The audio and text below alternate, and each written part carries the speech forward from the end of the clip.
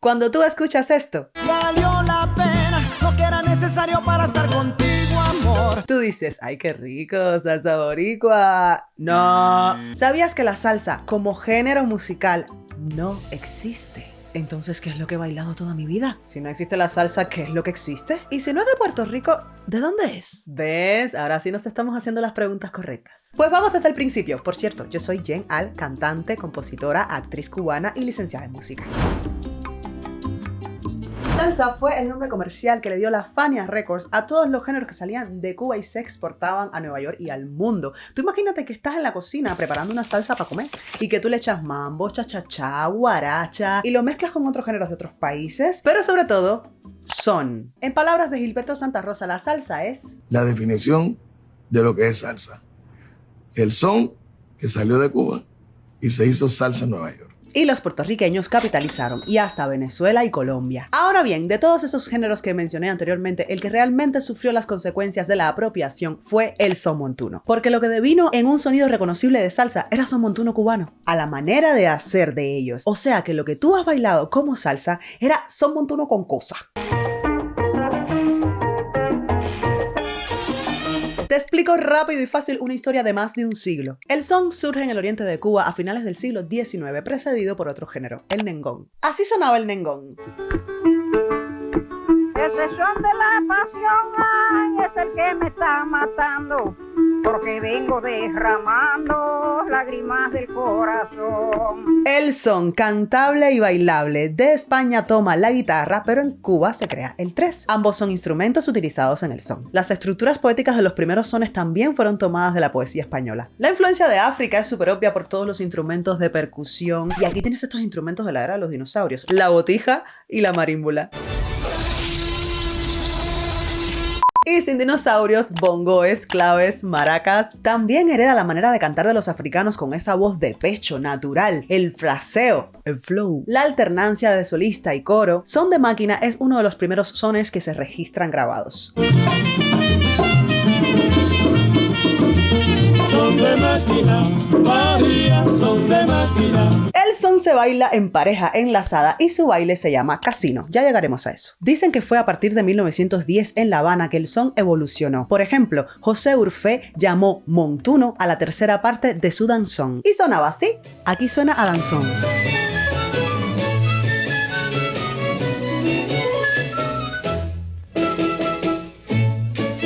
Y aquí empieza el montuno.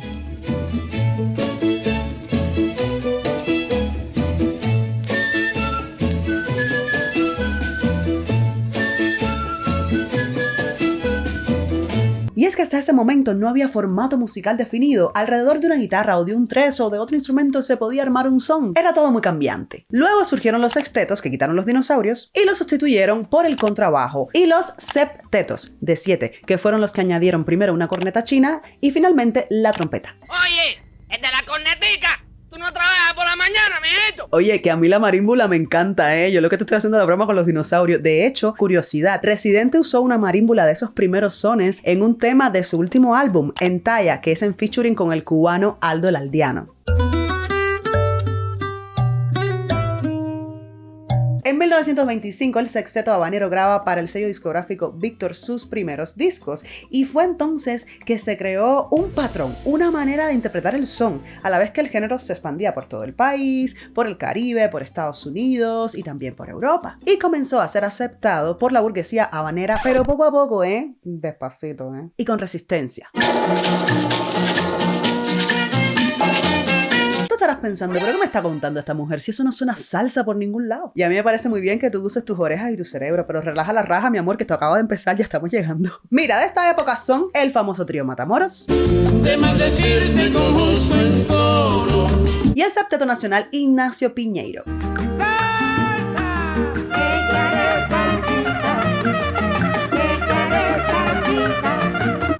¡Atención! ¿Tú escuchaste lo que hay que echarle? Escucha otra vez. Ignacio Piñeiro es el autor de Échale Salsita, probablemente la primera vez que se usara la palabra salsa para denominar a la música caribeña. ¿Quieres chismecito histórico musical? El primer gran momento del son en los Estados Unidos fue en 1930 con la llegada de la orquesta Habana Casino. ¿Recuerdas el nombre del baile del son en Cuba? Casino. Habana Casino, la orquesta de Justo Azpiazu, y adivina quién era el cantante, el famosísimo Antonio Machín, quien popularizó el manicero.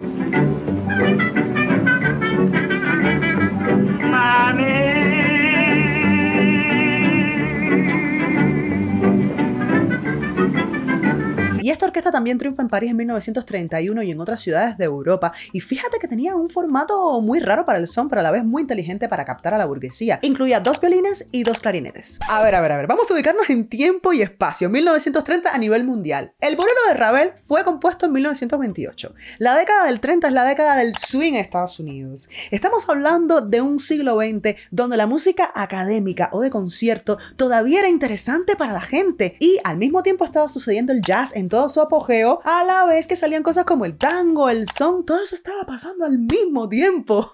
¡Qué maravilla! Y esto se pone mejor. La década de los 40 es la de los conjuntos en Cuba. El primer gran cambio en el son lo hace el tresero Arsenio Rodríguez en su conjunto. Aquí ya puedes escuchar elementos más cercanos a lo que tú identificas como salsa, por ejemplo, en los tumbados del piano, en la manera en que tocaba el tres Arsenio y también en las improvisaciones de su trompetista Chapotín, que estaban muy actualizadas a la vez que tenían muchísimo sabor cubano e identidad.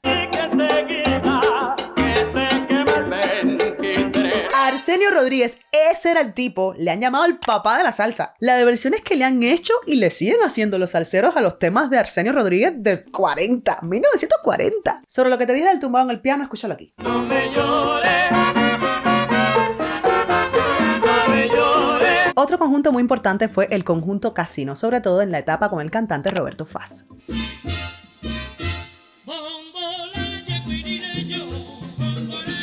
Mientras tanto, en Nueva York se creaba la orquesta Afro-Cubans por Frank Grillo, aka Machito, que incorporó a Mario Bauzá y al famoso Tito Puente. Machito también fue muy importante para el Latin Jazz.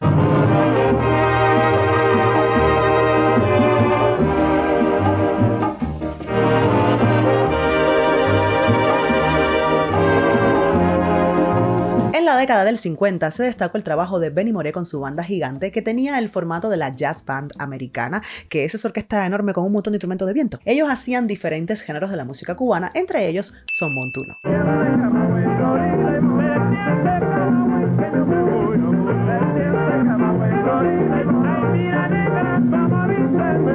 Y por esos tiempos alcanzó mucha popularidad la Sonora Matancera, que ya venía dando ruedas en 1924 y que ya tenía como cantante a Celia Cruz. ¡Azúcar! ¡Azúcar! Ellos hacían muchas guarachas y esto que vas a escuchar es una guajira son. El domingo próximo, espérame allá. Miguelito Cuní es otro de los grandes intérpretes de son, cantante de la orquesta Todos Estrellas del ya mencionado Chapotín. Como tú sabes, mi prieta, que a tu papito le gusta, camina y prende el fuego. Camina y prende el fuego. Camina y prende el fuego. Y ya comienza a calentarse el candela con la salsa. Y para ella fue muy importante el formato charanga, que además de los instrumentos ya usuales en el son, que habían incorporado otros de percusión, entre ellos la tumbadora, que es un instrumento afro-cubano, se distinguía por la inclusión de la flauta y los violines. Y con este formato se destacó la Orquesta Aragón, que está activa hasta día de hoy.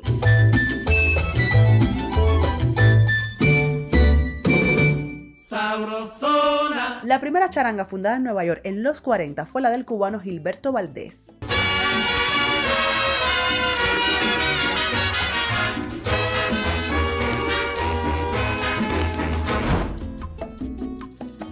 En los 50 había un boom del formato charanga en Nueva York, que no solo interpretaban con éxito el cha-cha-cha cubano, además interpretaban son, entre otros géneros. Cabe destacar la de Chico O'Farrill, cubano-estadounidense conocido como el arquitecto del jazz afrocubano.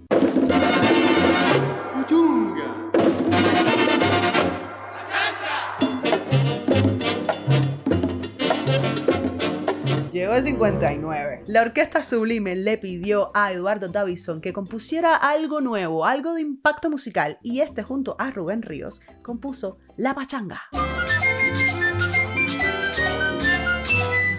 La La que se formó con la pachanga de Davidson. La pachanga es una mezcla de son montuno con mambo, cha-cha-cha y hasta merengue. La pachanga llegó a Nueva York a través de las orquestas formato charanga como la Aragón. Una de las primeras orquestas que interpretaron la pachanga en Nueva York fue la charanga de José Fajardo y sus estrellas. A gozar, señores, el ritmo pachanga. Un año antes, en el 58, el pianista puertorriqueño Charlie Palmieri organizó junto a Johnny Pacheco, dominicano, la charanga Dubonnet. Esta agrupación alcanzó inmediatamente un gran éxito en Nueva York. Ya te empiezan a sonar ciertos nombres, ya empiezas a conectar ciertas cosas. En 1959, Johnny Pacheco creó su propia charanga y registró ventas de discos inigualables en el circuito de Nueva York para esa época.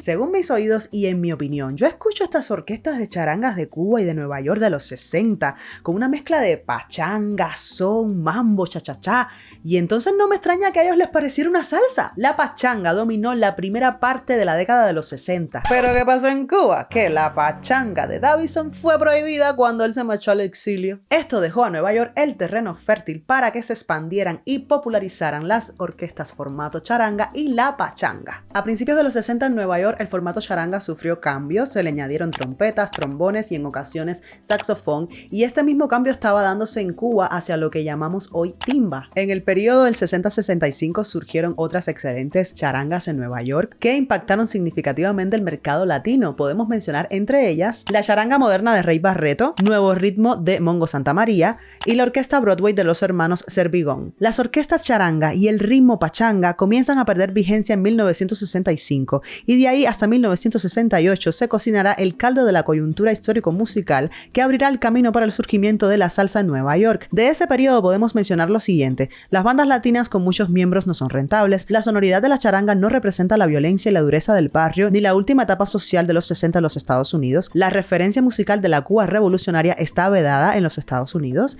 los músicos puertorriqueños y cubanos exiliados en la gran urbe que desde la década del 20 habían colaborado en diversos proyectos musicales necesitan una nueva referencia musical de su Caribe.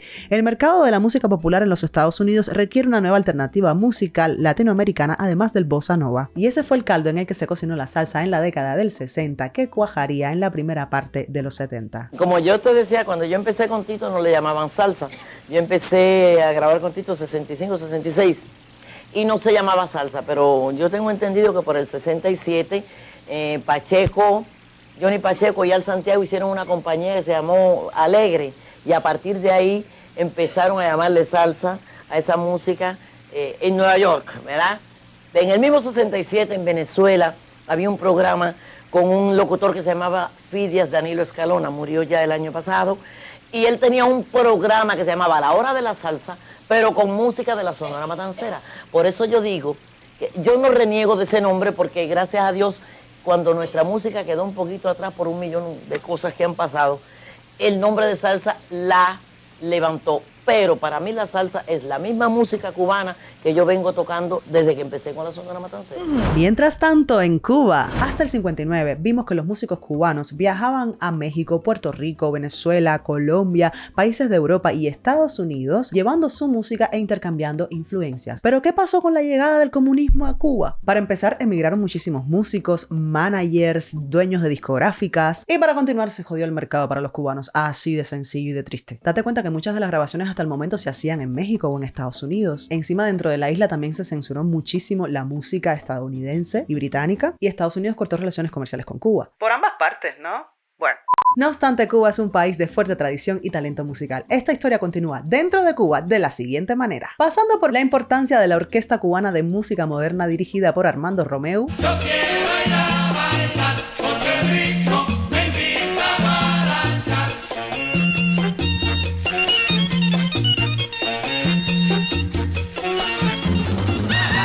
Vamos a saltar a 1968, en la orquesta de Helio Rebé y su charangón que llevaba años defendiendo el changüí. Juan Formel, contrabajista, compositor y arreglista, incorporan nuevas sonoridades a la orquesta tipo charanga. Estos son algunos de sus aportes más importantes. Incorpora el bajo eléctrico, la guitarra eléctrica y la organeta. Cambia la flauta de madera de 5 llaves por la flauta de sistema Bohem. Añade la batería, modifica la manera de tocar de los violines y en lugar de cantar todos al unísono, se cantaría a 3 y 4 voces. Un año después, Juan Formel crea Los Bambán. Con los bambán aparece una nueva modalidad sonera, el songo, aunque otros reconocen al songo como un género en sí. Al contrario de lo que mucha gente piensa, si bien yo soy licenciada en música, no soy musicóloga, así que yo no tengo voz autorizada para canonizar a ningún género.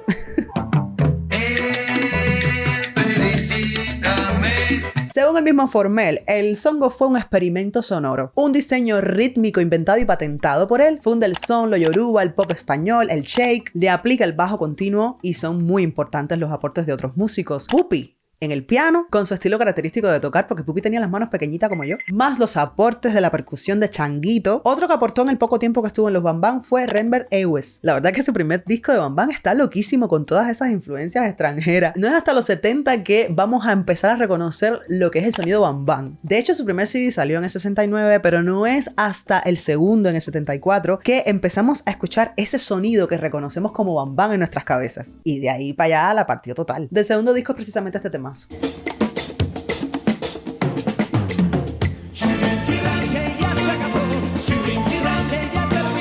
En los inicios de los 70 también se destacan ritmo oriental, Con el permiso me quito cuando termine, improviso yo. Tener cuidado con la percusión. el grupo Irakere dirigido por Chucho Valdés.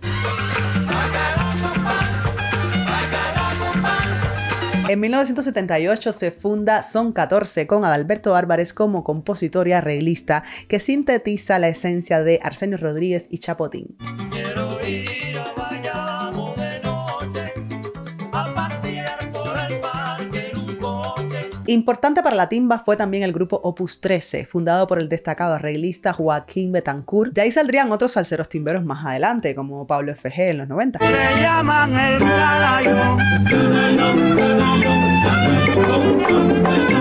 A finales de los 80, Adalberto Álvarez funda Adalberto Álvarez y su son. Con ansias de amarte, deseos de besarte, yo quiero hacerte el amor. Y otro salto grande fue la orquesta fundada por José Luis Cortés, el Tosco, NG La Banda, que significa Nueva Generación, en 1988. Que de aquellas contaban las voces con el devenido salsero por excelencia Isaac Delgado y el legendario Tony Calá. Ya NG La Banda es lo que los cubanos decimos timba serrá, porque el estilo musical estaba asociado a un estilo de vida, a una manera de hablar, de caminar, de actuar, de comportarse. También esos coros que se ponían en los directos, esa manera de interactuar con el público y la tremenda guapería del barrio marginal. ¿Guapería en español del diccionario bravuconería? Quizás por todo esto la gente entiende a NG como el inicio oficial de la timba, pero sería injusto, musicalmente hablando, no considerar timba todos los antecedentes que acabo de mencionar.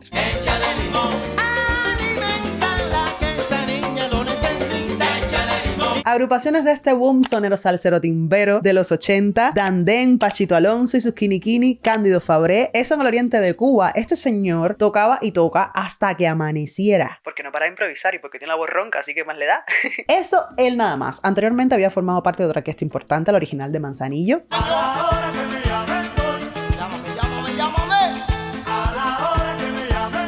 Con esta gente estamos hablando de son. Es justo y necesario decir que aunque este video hace mucha referencia a orquestas que estaban radicadas en La Habana, si bien muchos de sus integrantes eran del centro y del oriente del país, pues se venían a la capital buscando pues las oportunidades que ofrecen todas las capitales, las discográficas, la radio, la televisión. Pero no podemos olvidar la cantidad de orquestas que había en el centro y sobre todo en el oriente del país, de mucha calidad. Y es que en Santiago de Cuba tú te encuentras en cualquier esquina un pedazo de cantante con pedazos de músicos tocando son por todos lados, porque al final, como dice la famosa canción Son de la Loma, ¿de dónde son los cantantes?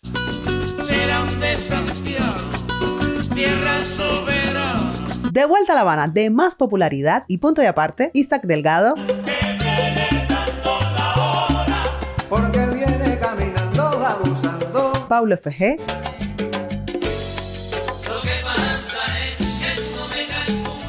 Dato curioso, Pablito F.G. formó parte del sello discográfico que le puso el nombre de salsa, Fania Records, en 1997. Ha sido el único cubano que ha hecho esto, estando en Cuba, con el álbum Con la conciencia tranquila. Y la charanga habanera. Ahí me sube la fiebre. En el 93 ocurre otro fenómeno de popularidad al cual yo fui arrastrada y fue Manolín, el médico de la salsa. Mira, con Manolín todo se podía cantar. Los coros, por supuesto, las estrofas, los mambos, los tumbaos, el bajo, todo era cantable y por eso se pegaba tanto.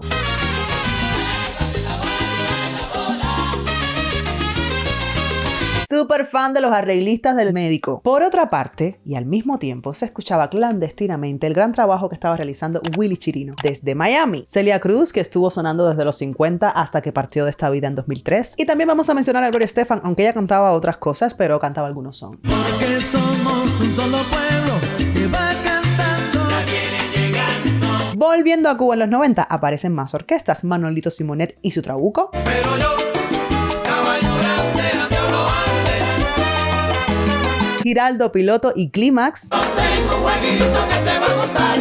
Te meto en el cuarto, te quito la ropa y te hago cosquillas. Giraldo Piloto, quien además, junto al pianista Gonzalo Rubalcaba, son en gran medida los responsables del gran éxito que tuvo el álbum Con Ganas de Isaac Delgado del 94. Y además él también compuso para el álbum anterior, Dando la Hora. En el 96, Lázaro Valdés y Bamboleo. Oye, qué manía de ponerle siempre el nombre del director y a continuación el nombre de la orquesta. Oye, acórtame esto, chico. Si quieres que te diga una cosa, te digo que te digo una cosa. De Bamboleo destacar las voces femeninas líderes, no que corito ahí, no. Ayla María Monpié y Vania Borges, dentro de un género dominado por hombres. Además, con ellas, Bamboleo implantó estilo de baile, moda y estilismo. Y ya que menciono a las mujeres, otras orquestas femeninas serían Ana Caona, Son Damas, Canela, Azúcar Band. Esta fue del 2000. Mora le mienta a mi mamá, solamente para ofender. Entre otras. Mira cómo se mueve mi reloj, compadre, vacila. En 1999 se hicieron el documental y el álbum del supergrupo Buenavista Social Club, con el cual el guitarrista Ray Cooder y un entramado de marketing a la altura del proyecto lanzaron internacionalmente a figuras que llevaban haciendo son toda su vida. Son en su estado más puro, tradicional, bebida de origen. Hablo de Compay Segundo, Ibrahim Ferrer, Rubén González, Elías Ochoa y El Guayabero, entre muchos otros. De Alto Cedro voy para Marcané, llego a Puerto, voy para Mayarín. En 2000 se hizo muy famoso en Colombia y luego en Cuba Polo Montañés, quien entre otras cosas hacía son. El CD Guajiro Natural bajo el sello Luz África obtuvo disco de oro y platino en Colombia. Porque yo en el amor soy un idiota que ha sufrido 1000 derrotas que no tengo. Y hablando de Colombia, aprovecho para mencionar a Tirso Duarte, timbero radicado por muchos años en Colombia y que lamentablemente ya no se encuentra entre nosotros. Y lindas carreras, espero, calles, canto, guarachero. Del 2001, Pupi y los que son.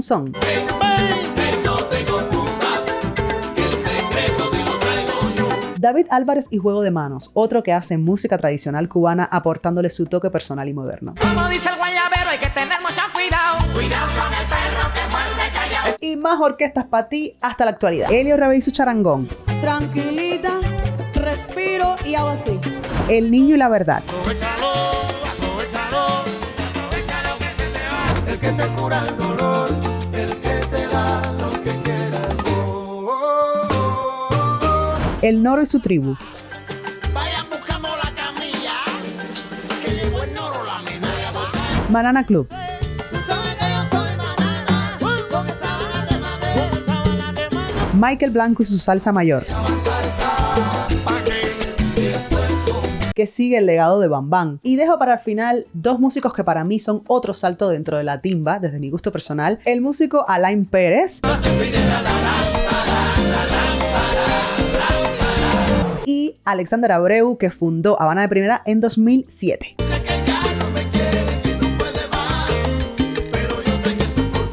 Cada uno tiene una manera muy distinta de hacer la timba. Señores, y todo lo que me he dejado fuera. Bueno, por eso la salsa no existe.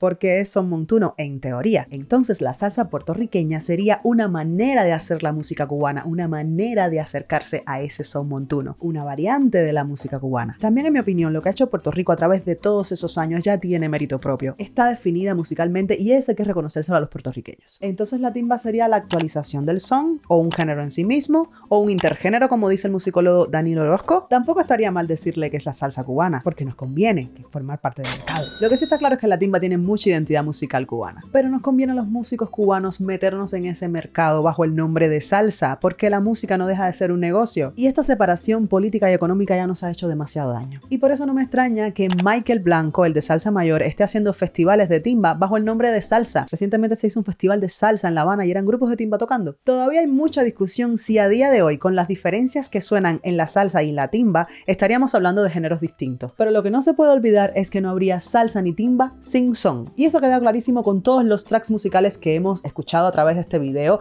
porque te pueden decir misa, pero por aquí es más difícil de engañar. Si quieres que haga otro video comentando las diferencias musicales de la salsa puertorriqueña y la timba cubana, déjamelo dicho aquí en los comentarios. Comparte este video con alguien que le interese y no olvides suscribirte, porque si ya viste otro video mío significa que te gustó, así que admítelo. Suscríbete, papi. Y activa la campanita esa y presiona donde pone todas para que te avise YouTube cada vez que suba un video. El son para que te asombres. Llame